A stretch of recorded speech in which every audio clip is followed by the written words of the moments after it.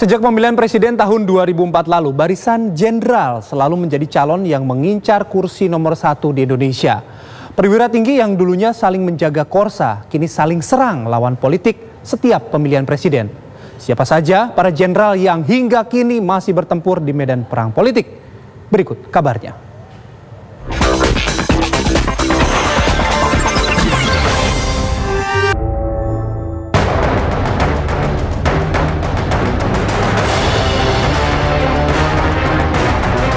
Seakan ingin mengulang kesuksesan era militer Soeharto, 3 jenderal saling berbaris merebut kekuasaan RI 1 sejak tahun 2004.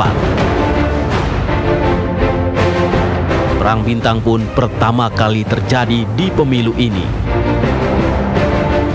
Di tahun 2004, mereka adalah Wiranto, Susilo Bambang Yudhoyono, dan Agung Gumelar. Sementara hasrat Ketua Dewan Pembina Partai Gerindra Prabowo Subianto untuk menjadi presiden memang sudah terpendam lama. Prabowo mulai unjuk gigi di episode pemilu tahun 2009. Kali ini Prabowo tampil dengan kendaraan sendiri, Partai Gerindra, sekaligus merubah haluan dan berlabuh dalam koalisi bersama PDI Perjuangan. Di pemilu 2009, Prabowo pun legowo berperan sebagai calon wakil presiden, mendampingi Megawati Soekarno Putri sebagai calon presiden. Pemilihan rakyat kedua ini, persaingan semakin memanas. Lagi-lagi 3 jenderal tampil sebagai peserta pemilu.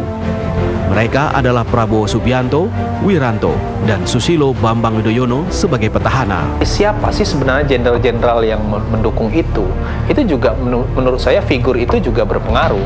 Artinya apa? Tadi saya katakan bahwa pada satu titik ya, para jenderal itu masih memiliki koneksi, memiliki jaringan dengan institusinya. Artinya apa? Mereka pasti bisa menggunakan perangkat-perangkat tertentu ya, itu untuk meraih dukungan. Militer itu dianggap bisa mengayomi masyarakat. Militer itu dianggap sebagai orang yang bisa menjaga stabilitas keamanan.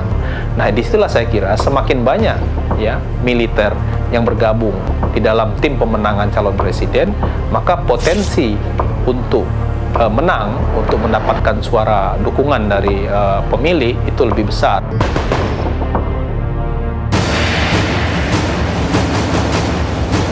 Seakan melupakan jiwa korsa prajurit, para jenderal ini saling bertempur di medan perang politik.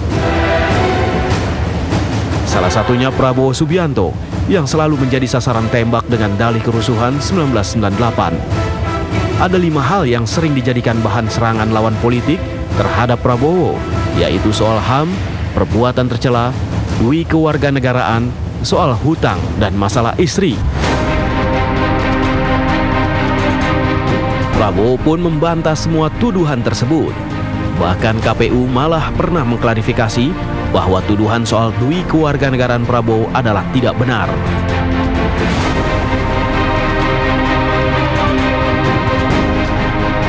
Pemilu tahun 2014 hanya dihuni 1 orang jenderal sebagai calon presiden, yakni Prabowo Subianto. Kali ini, jenderal mantan komandan pasukan khusus ini tampil lebih percaya diri. Namun lagi-lagi serangan lawan politik terhadap Prabowo soal HAM, dui kewarganegaraan, hutang, dan masalah istri kembali mencuat. Meski kekuatan partainya semakin solid dan menguat, Prabowo harus kembali gagal menduduki kursi RI 1 untuk kedua kalinya. Pemilu tahun 2014 masih diwarnai perang bintang yang terbagi dalam 2 kubu. Di bawah ketua tim pemenangan mantan Kepala Staf Angkatan Darat George Toisuta, kubu Prabowo diramaikan deretan mantan Panglima TNI dan mantan Kepala BIN Maijen Samsir Siregar. Sementara di kubu Joko Widodo, pasukan berbintang berada di bawah komando Jenderal Purnawirawan Wiranto. Kubu ini juga diisi mantan Kepala Panglima Staf Angkatan Darat dan mantan Kepala BIN Jenderal AM Hendro Priyono. Nah, jadi saya pikir teman-teman sekalian, mari berkampanye dengan positif, membawa aura positif, jangan membawa aura yang aneh-aneh. Tapi kalau kalian diserang ya juga bisa bertahan. dengan argumentasi yang jelas.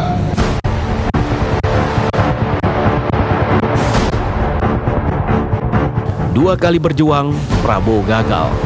Jiwa prajurit yang tetap tertanam membuat Prabowo tak pernah menyerah. Jenderal Bintang 3 kembali mengukuhkan niatnya menjadi calon presiden. Betul bisa merangkul, tapi SBY juga tidak. Dia ada persaingan juga dengan Remiza Rasudu. Pada kita diangkat oleh Mega Panglima TNI, SBY kan tidak diangkat. Kita naik presiden malah dicabut pengajuannya kepada DPR. Nah, itu kan ada hambatan psikologis antara dia dengan Remizar dengan teman-temannya, dengan grupnya dari Megawati. Nah, itulah salah satunya sakitnya hati Megawati. Kenapa Panglima TNI yang sudah diangkat tidak diangkat di situ. Jadi dia dapat oposisi juga dari para jenderal SBY ini.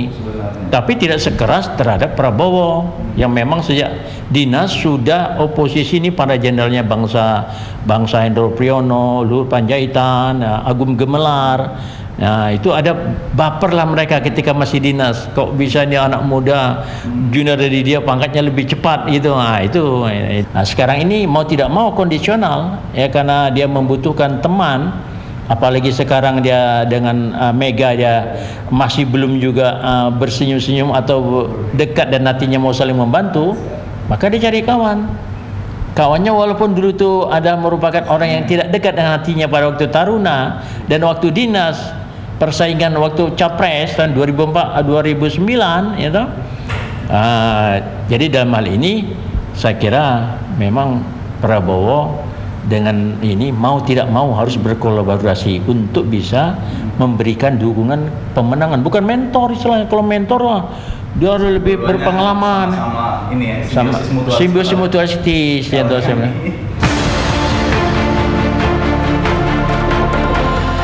Partai Gerindra memang telah bersepakat berkoalisi dengan Partai Demokrat dalam pemilu presiden 2019. Seakan siap bertempur di medan perang, gabungan dua jenderal ini yakin meraih peluang kemenangan. Sepak terjang SBY memang sudah tidak diragukan lagi di alam politik tanah air. Kemenangan di dua pemilu presiden sudah menjadi bukti keampuhan jurus Jenderal Bintang 4 ini dalam meraih dukungan dan menjatuhkan lawan. Prabowo Subianto harus belajar banyak kepada SBY dalam mengutak-atik dan menyusun taktik saat mengelus pundak jenderal-jenderal satu angkatannya atau bahkan seniornya. Seperti saya dulu waktu pertama kali ditunjuk oleh Pak SBY sebagai Panglima TNI juga pasti akan melakukan konsolidasi ke dalam. Dalam arti ini karena penting bagi menjalin soliditas di tiap matra, apalagi matra angkatan darat, matra angkatan laut. Kalau di angkatan udara pasti jelas ya, karena pimpinannya angkatan udara. Tapi bagaimana beliau harus menghimpun semua kekuatan matra itu di dalam satu komando yang solid, suatu kekuatan bangsa yang harus berdampingan di dalam mewujudkan menjaga kedaulatan dan keamanan negara. Oleh karena itu soliditas internal ke samping dengan aparat-aparat terkaitnya dan juga ke atas, karena beliau bagaimanapun juga meskipun sebagai Panglima itu berada di dalam komando Panglima tertinggi Presiden. Prabowo juga harus paham cara memberikan arahan dan bukan sekedar perintah kepada barisan jenderal agar mereka bersedia memberikan aura positif dalam stabilitas pemerintahan.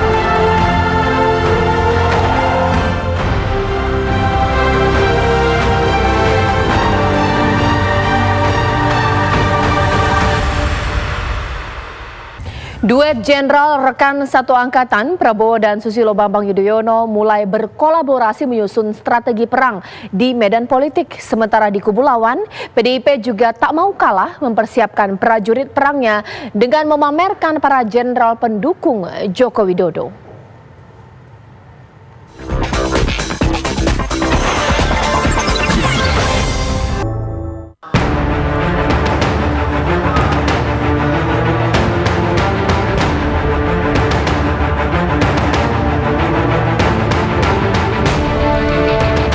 Perjuangan Prabowo Subianto untuk dapat berlaga di pemilihan presiden 2019 penuh liku dan drama politik.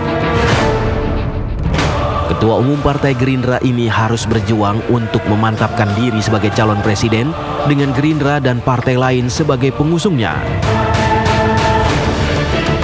Dengan aturan 20% presidensial threshold, Prabowo dan Gerindra tidak dapat melenggang sendiri. Koalisi adalah sebuah keharusan.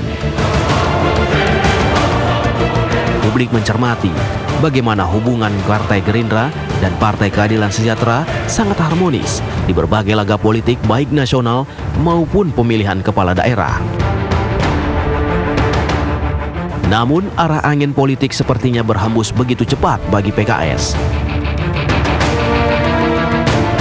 Partai dakwah ini serasa ditinggalkan sahabat setianya yang kemudian membuka komunikasi dengan Partai Demokrat. Ya, Prabowo membuka peluang koalisi dengan Susilo Bambang Yudhoyono, rekan satu angkatannya di Akabri 1970 yang merupakan Ketua Umum Partai Demokrat. Strategi pemenangan Pilpres 2019 tidak hanya dipersiapkan sekedar menggunakan mesin politik semata. Keberadaan para bintang di masing-masing kubu diyakini menjadi roh kedua terhadap performa masing-masing calon. Salah satunya akses terhadap informasi dari para telik sandi. Baik petahana maupun Prabowo masih didukung para purnawirawan, jenderal TNI dan kepolisian yang secara tidak langsung masih dianggap memiliki kemampuan terhadap sumber daya tertentu, misalkan informasi intelijen. Sebut saja di barisan Presiden Joko Widodo, terdapat nama Luhut Binsar Panjaitan yang saat ini masih menjabat sebagai Menko Kemaritiman, atau mantan Kepala BIN Hendro Priyono yang di awal-awal masa jabatan Jokowi menjadi salah satu tim sukses. Selain itu, terdapat juga Muldoko, mantan Panglima TNI yang kini menjabat Kepala Staf Kepresidenan.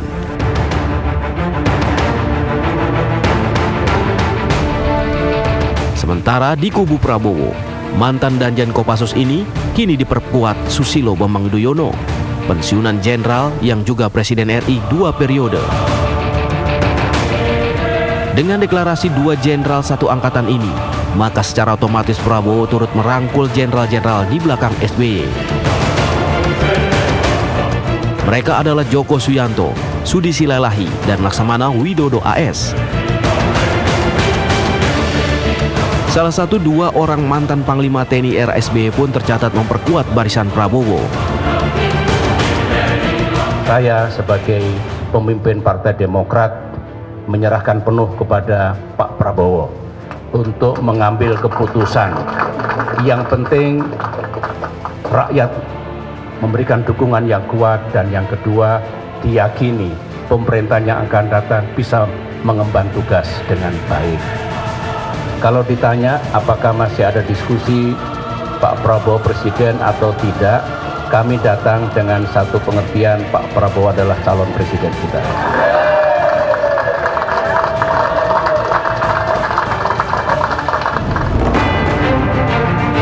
Selain itu, para pensiunan jenderal lain pun terbagi ke dalam 2 kubu.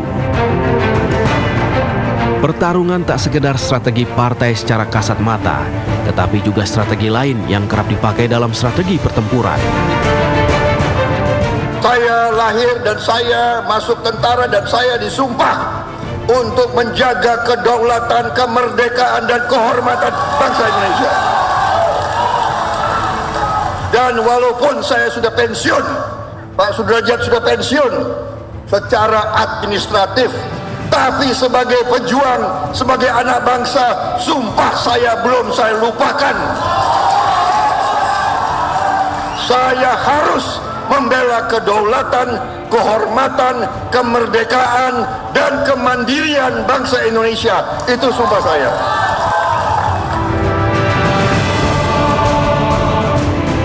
Jabatan di pemerintahan seakan tak bisa lepas bagi para perwira tinggi di jajaran TNI. Jenderal Bintang 4 Gatot Nurmantio, mantan Panglima TNI yang paling bungsu ini pun merasa langsung terpanggil untuk menjadi kandidat calon presiden setelah melepas tugas sebagai anggota TNI aktif. Saya katakan bahwa saya sekarang sipil, mempunyai hak yang sama, hak dipilih dan hak memilih. Sekali lagi, kalau Republik ini memanggil dan rakyat menghendaki untuk jadi presiden, saya siap jadi presiden. Karena itu adalah tugas bagi saya yang harus saya bertanggungjawabkan dengan dharma bakti yang luar biasa dan pantang menyerah sampai akhir hayat saya. Sudah ada rencana ke partai politik, Pak? Belum ada. Di kubu pesaing Prabowo, PDIP mulai memperkenalkan 10 purnawirawan Jenderal Bintang 4 yang akan menjadi bagian dalam tim pemenangan Jokowi dalam Pilpres 2019. Maka saya bertekad, setelah saya masuk ke Partai PDI Perjuangan dan saya diterima secara terhormat di Partai PDI Perjuangan, maka saya bertekad untuk memenangkan Bapak Joko Widodo selaku presiden pada periode 2019-2024. Itu komitmen saya. Bergabungnya para purnawirawan jenderal itu akan membuat pertarungan di Pilpres menjadi semakin sengit. Ada di kubu-kubunya Pak Prabowo juga banyak jenderal-jenderal. Banyak. Kita pada dasarnya ini kan tentara ini semuanya bersahabat, ya kan? Cuman bagaimana memilih dan memutuskan. Ada yang memilih Pak Prabowo, tentunya ada juga yang memilih Pak Jokowi, demikian. Purnawirawan jenderal itu rata-rata dia sudah berdinas itu 39 tahun sampai 40 tahun. Tentunya berorganisasi hal yang biasa. Contohnya yang tadi dikatakan Pak SBY dengan Pak Prabowo. Saya rasa organisasi kita itu dari dulu sudah sudah matching banget gitu.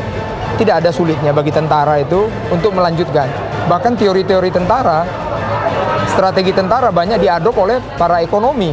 Bagaimana untuk mensukseskan mereka punya perusahaan. Kalau tentara bagaimana melindungi negara ini. Tentunya antara lain bagaimana membuat suatu keberhasilan. Bertambahnya jumlah pensiunan jenderal diyakini akan menjadi energi tambahan bagi masing-masing capres mendatang. Didukung oleh para purnawirawan, saya kira dua-duanya didukung oleh purnawirawan. Di koalisi Pak Prabowo ada banyak purnawirawan, di koalisi sebelah Gerindra juga saya kira akan ada banyak purnawirawan. Dilihat dari struktur pengurusnya kan ada banyak. Di PDIP ada banyak caleg purnawirawan, di Nasdem juga ada banyak caleg purnawirawan. Nah, saya kira yang paling penting bahwa dukungan-dukungan itu memberikan satu kemeriahan, memberikan satu lingkungan demokrasi, kualitas demokrasi yang lebih bagus untuk Indonesia. Apakah ini akhir drama bagi koalisi Jenderal Prabowo dan SBY yang akan menantang strategi para jenderal di kubu Joko Widodo? Ataukah sebaliknya, yang akan menjadi hal yang lumrah dalam perjalanan menuju istana?